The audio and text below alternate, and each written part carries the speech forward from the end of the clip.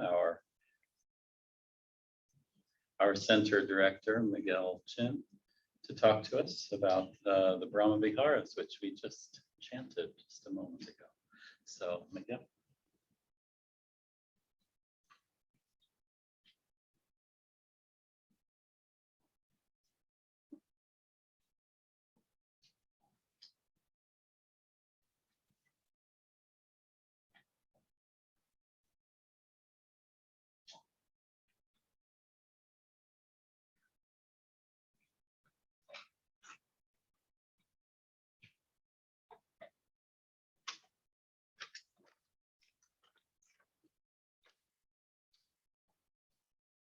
Hey.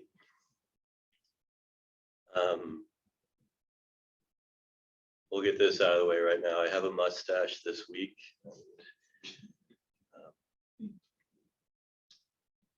Probably won't by next week, but when I first started getting like really,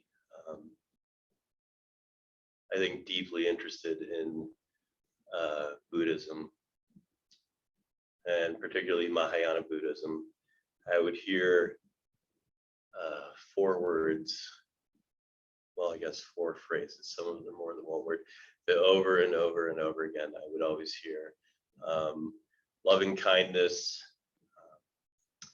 compassion, sympathetic joy, and equanimity. And thought it was cool enough to tattoo equanimity and compassion on my thumbs, because I found that often when driving, that's when I needed to keep these things in mind, right?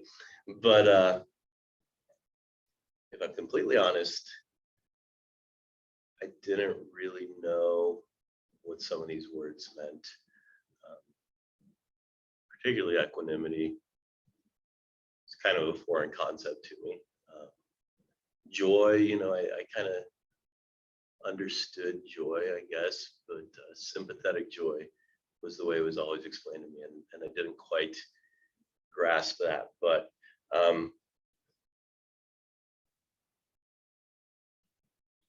I could tell, I think, that there was something about these 4 concepts that was really separating Buddhism and nihilism almost, because early in my practice, one of the first things I learned was to sit quietly and to start to understand or investigate the idea that maybe the self was an illusion, maybe things didn't matter the way that we thought things mattered. And as a young punk rocker, when you start to go down that wormhole immediately, the first response is like, well, this is all bullshit, so I'm just gonna do whatever I want, right?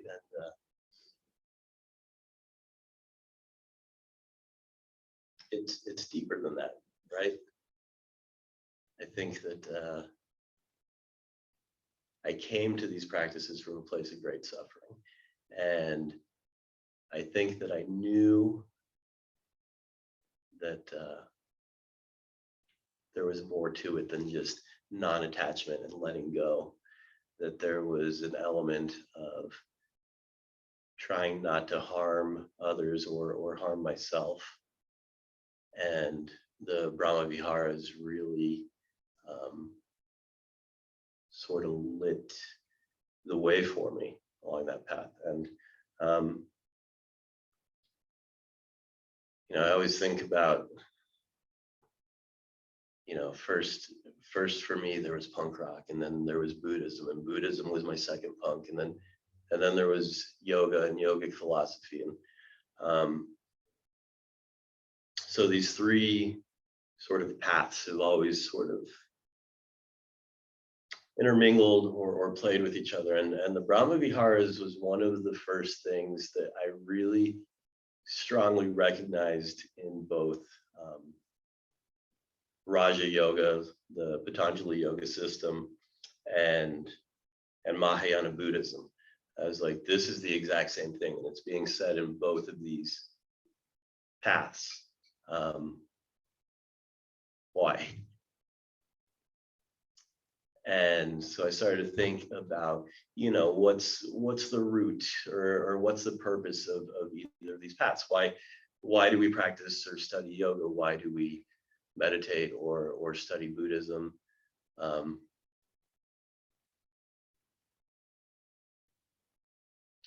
some level, I think that Buddhism, we kind of define it as trying to suffer less or an end of suffering. We have the Four Noble Truths, and that tells us, being a human being, you're going to suffer a lot, but there's a way to not suffer so much.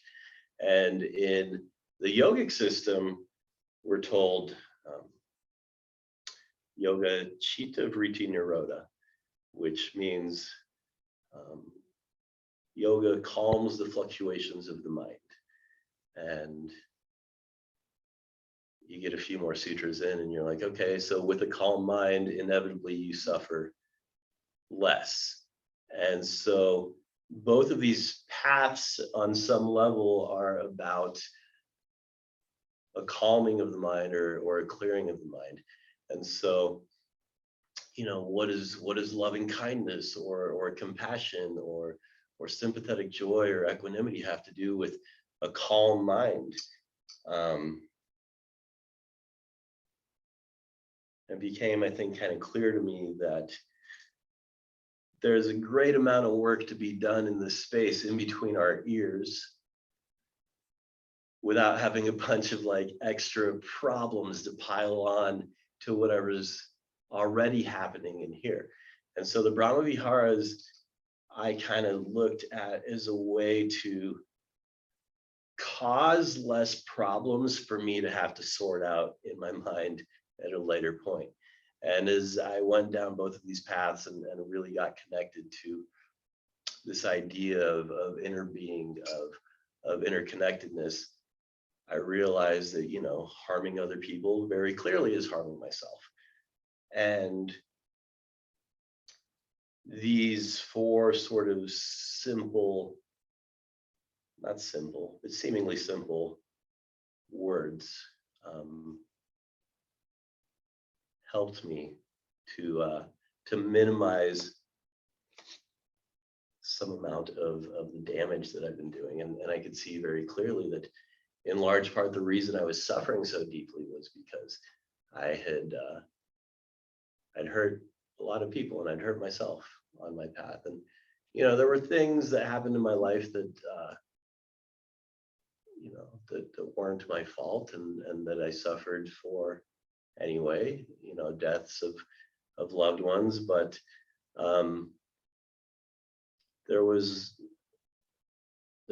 again sort of a nihilistic way of approaching those things where instead of being able to sit with or heal through these problems, I managed to turn it into a lot of other people's problems and a lot of other people's suffering. And so spending time with and studying the Brahmaviharas helped me undo those patterns and helped me see a better way. So the word Brahma, which is the same in Pali or Sanskrit, which are the two languages that most of these words you'll find are in both the practice of yoga or Buddhism. Brahma comes from the word God, which was a challenging concept for me when I came to Buddhism, because I was raised Catholic, and I'm not Catholic now, and I most certainly wasn't Catholic when I was desperately seeking another system, when I was getting into Buddhism or yogic philosophy. The word God was such a tainted thing for me. For me, God was, I grew up with some old white bearded dude who, he'll send you to hell if you're a bad person, or you'll go to heaven if you do all the right things. And I had a lot of challenges, with the church, and thankfully, for whatever reason, my parents sort of evolved spiritually when I was a teenager, and there was a lot that they couldn't reconcile. Particularly my mother, she had some very close friends. It was this gay couple, and the priest at our church wouldn't accept them at our church because of that. And I feel very thankful to have a mom that was basically like, well, fuck that, we're leaving. And we went and found different paths. But anyhow, so I had this very specific, well, this is what God is, and if that's what God is, I'm going the other direction. I need to find something else. So these words, loving kindness, compassion, sympathetic joy, and equanimity, for me, I was like, that's all practical, that's relatable, I can deal with that. What does Brahmavihara mean? And when I looked and I saw, that word means dwelling in the place of God, or godlike qualities. I was like, that's sort of a challenge for me. But thankfully, I was presented a bunch of other definitions for that. We have the divine abodes, the immeasurable qualities. I read one teacher once describe the Brahmaviharas as the only emotions worth having. And I was like, okay, I can deal with all of this, but what is, if I can separate myself from these preconceptions, what is it that we're trying to do? And I sort of opened up to this idea of like, okay, maybe not biblical God that I grew up afraid of, but maybe the idea of something greater than myself, and maybe the idea of something that connects us, and something that's the best version of myself. So can I imagine what the best version of myself would do in certain situations? And the Brahmaviharas, I think, kind of laid that out. Particularly, I think, in the yogic philosophy, which is interesting because the Brahmaviharas in Mahayana Buddhism are such like a cornerstone. It's such a big, important part of this philosophy. In the Yoga Sutras, it's Sutra 1.33. So it's the 33rd sutra out of, I think, 296 sutras. It's mentioned once, never gets mentioned again. And so seemingly it's not as big of a cornerstone in yoga, and especially if you look at Western yoga, you might think that Lululemon is more of a cornerstone of yoga than the Brahmaviharas, but still it is an incredibly important part of that philosophy, and I do really enjoy the way that it's laid out in the Patanjali Yoga Sutras. So I'm going to share that with you really quick. I'm going to practice my Pali real quick, so bear with me. Yoga Sutra 1.33. It says, maitri karuna mudita upekshanam sukha dukkha punya punya visayanam bhavantas chitta prasadanam. And so, if you come here regularly, you will recognize maitri, karuna, upeksha. And I mentioned chitta earlier, so this is the mind stuff. Roughly, we can define this as we should have loving kindness towards people who are happy. We should have compassion for people who are full of sorrow. We should have sympathetic joy for people who are joyful.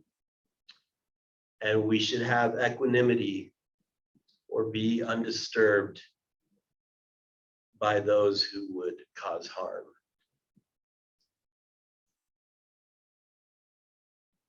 This is where, for me, it went from just sort of like, well, we're well wishing all of these qualities. We're sitting around like hoping like, oh, hopefully, hopefully everyone can be happy and joyful and they can know compassion.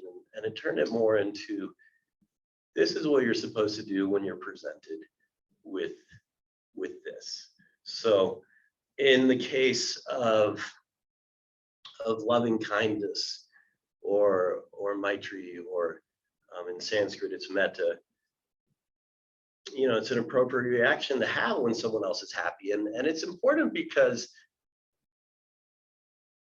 we want to be happy for other people,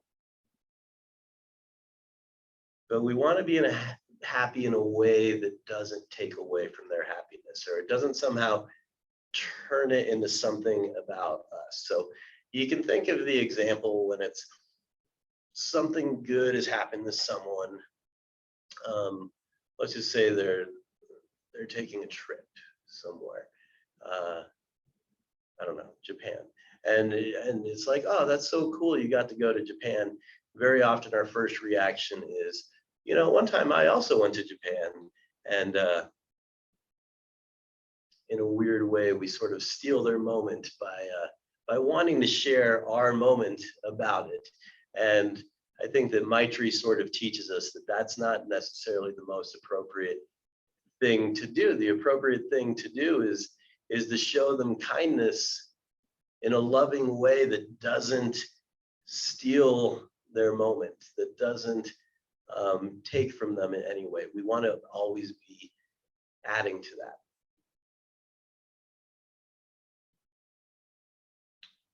Compassion, or karuna.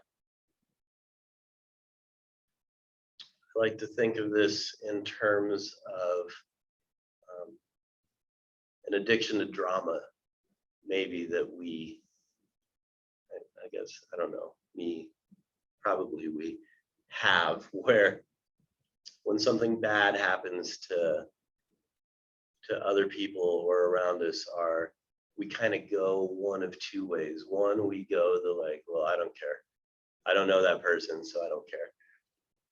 Or we get really swept up and pulled into it, and their problems become our problems. And rather than holding space for their sorrow or their suffering, we've increased the sorrow and suffering in the world by taking it and also making it our own. It can be such a comforting thing to like, I don't know, someone got dumped and you're like, oh, they're sad about that, and you come in and you're like, well, that guy was an asshole, and you chime in and think that you're helping your friend who is full of sorrow, but in fact, all that we're really doing is watering the seeds of further suffering and creating more separation and more problems than we really need to. So karuna really calls on us to resist the temptation to want to fuel the dramatic fire, or to take someone else's problems and make them our own. It calls for us to hold space and be compassionate in a way that we're there for them without having to fix them. We're there to listen, we're there to help in any way that we can, but we're not there to get swept away by these things that will ultimately cause us suffering and will cause other people more suffering.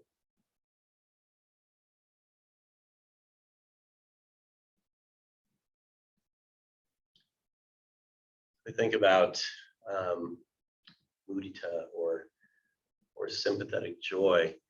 So this again, it's sort of this acknowledgement of our interconnectedness, this acknowledgement that when something goes good for someone else on some level, something has gone good for us as well. And it sort of allows us to get out of ourselves enough that even if we had the worst day ever, if someone we know is really joyful and having a good time, then that's something for us to be joyful about as well. And again, it's not necessarily about making it about ourselves, which we love to do, I think. But it is just about knowing how good it feels to be full of joy and to hold space for someone else to be joyful without in any way taking that from them. So I guess these steps call for us in a way to be very present and be very mindful, while in a sense also taking our self or our ego out of the equation. And I think this might be particularly true in the case of upeksha or equanimity. And you know what Cornell was saying at the beginning about 9/11, and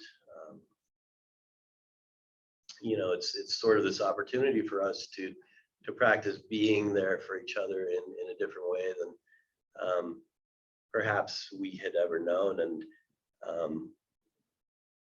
when I think back on that event and on the way things have transpired since then, I think that perhaps a lack of equanimity has caused a great deal of suffering around that event. Because we can say, imagine a terrorist hijacking a plane and taking so many lives and causing these great waves of suffering. You know, how are we possibly supposed to feel any loving kindness for these people, or have any compassion for these people that caused such great harm? And you know, I can understand, like, yes, on some level, especially those of us who do these types of practices, we can understand that we're not separate from that person, that we're connected to that person, and that, you know, fate or luck or some sort of divine guidance or whatever it was that landed us in this life and not their life, you know, we're not really responsible for us. It's not that we're good and they're bad. It's just that circumstances put them in the shoes of a terrorist, and circumstances put us in different shoes. And for that, we're very, very fortunate. But a concept that's that open and that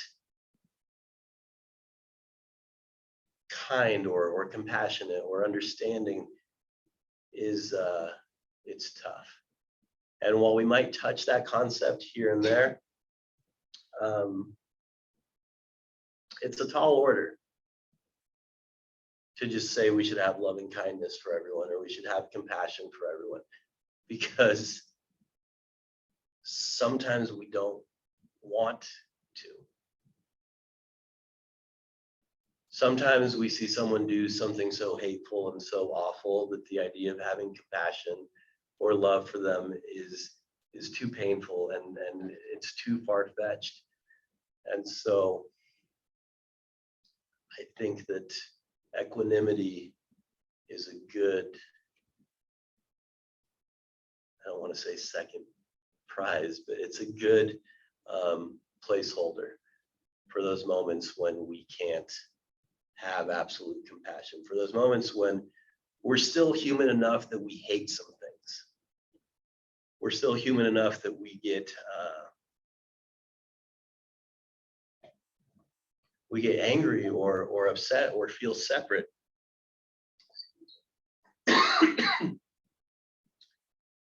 The practice of equanimity,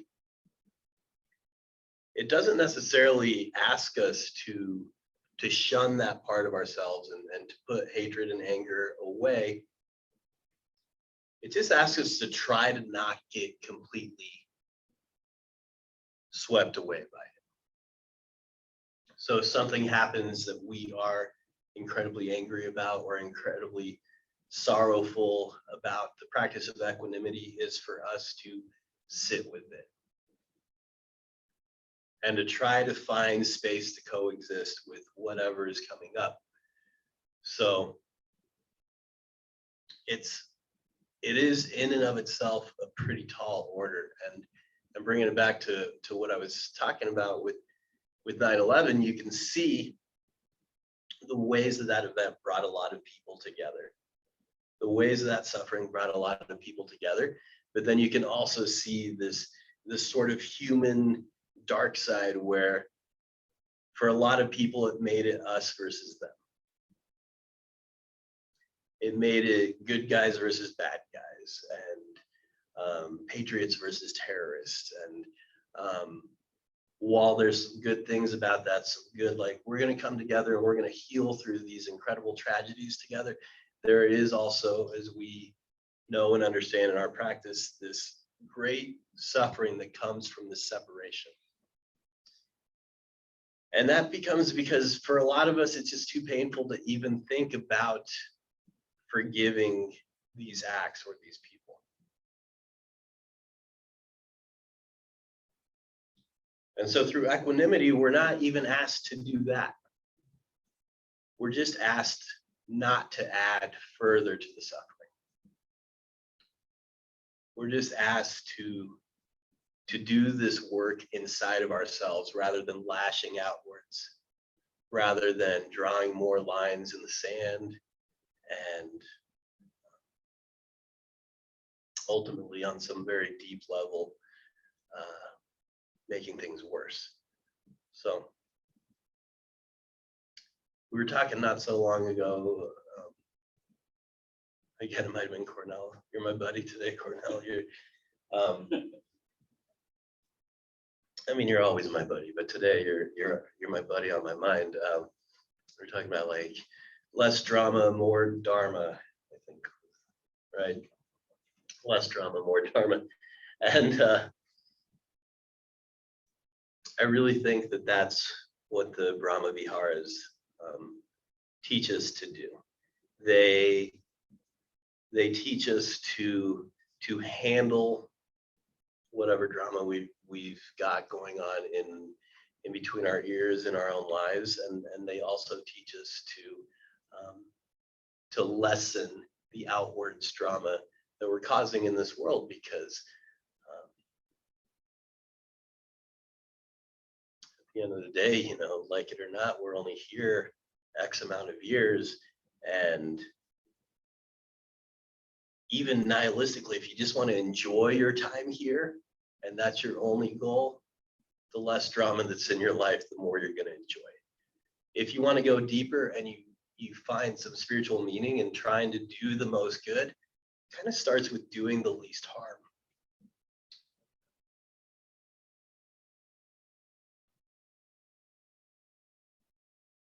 Yeah, I think that's what I've got for you guys this afternoon.